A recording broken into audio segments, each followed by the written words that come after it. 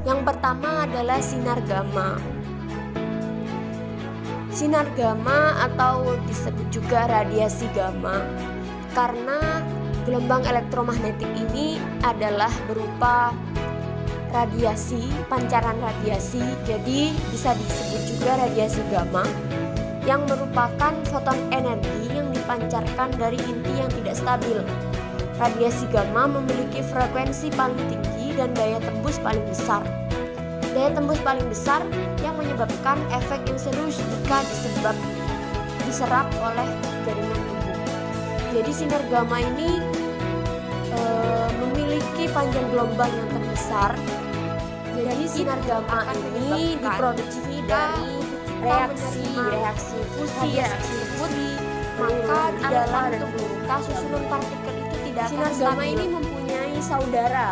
Ketidakstabilan susunan tersebut akan menyebabkan sinar gamma ini memiliki daya tembus jauh dari besar daripada sinar alfa dan sinar gamma diproduksi oleh 4 reaksi nuklir yang berbeda, yaitu fusi, fisi, peluruhan alfa dan ada nggak sih dengan panjang gelombang tersebut? Ada nggak sih dengan panjang gelombang yang terbesar dapat dimanfaatkan oleh manusia? Semakin canggih berarti manusianya. Ya, di sini yang selanjutnya yaitu manfaat sinar gamma menjadi salah satu pembedah saraf otak. Jadi di sini dalam dunia kedokteran sinar gamma digunakan untuk membedah otak.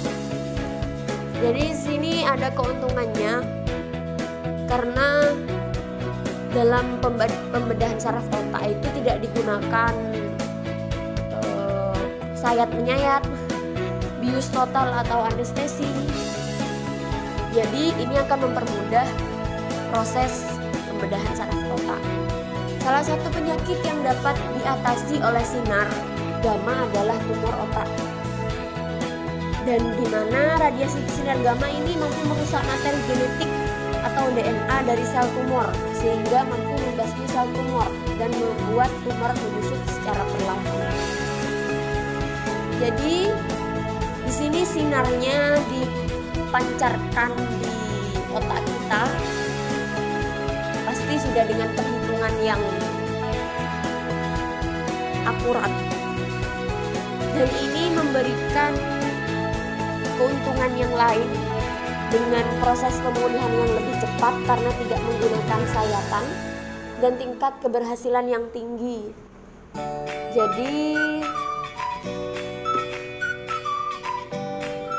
metode ini terbukti berhasil meningkatkan usia harapan hidup penderita penyakit tertentu yang ditangani oleh pembedahan sinar gamma.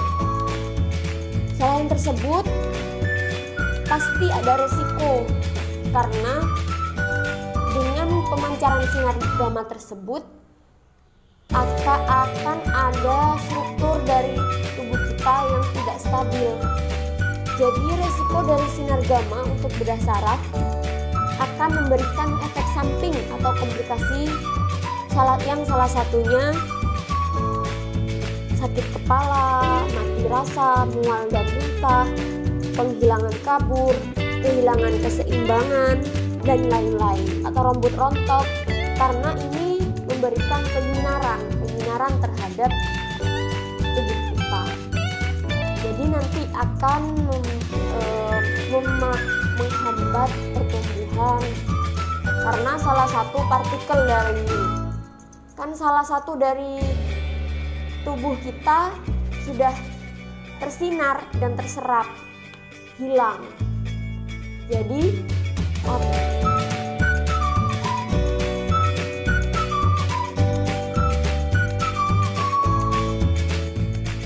yang selanjutnya adalah sinar X. Sinar X merupakan suatu bentuk radiasi elektromagnetik yang di bawah sinar gamma.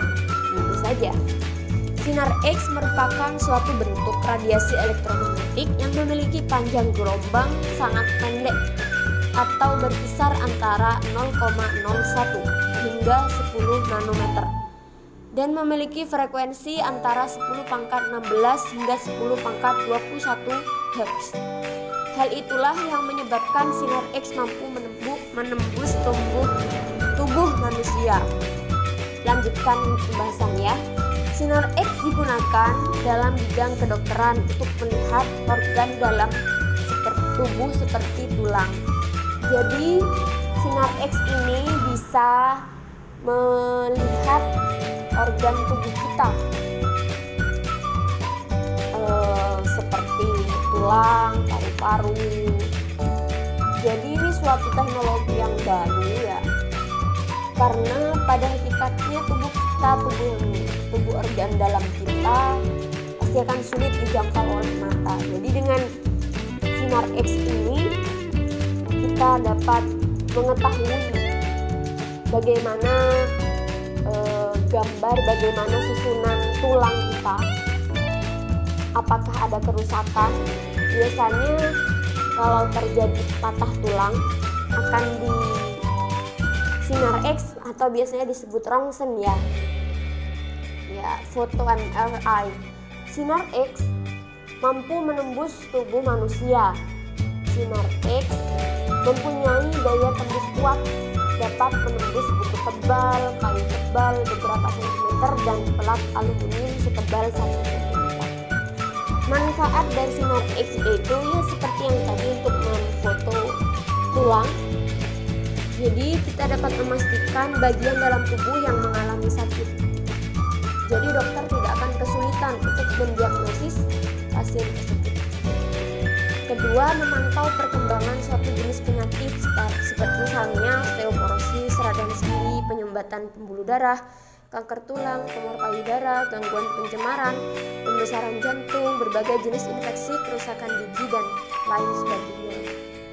Dan sinar X dapat melihat efek dari pengobatan medis yang telah dilakukan.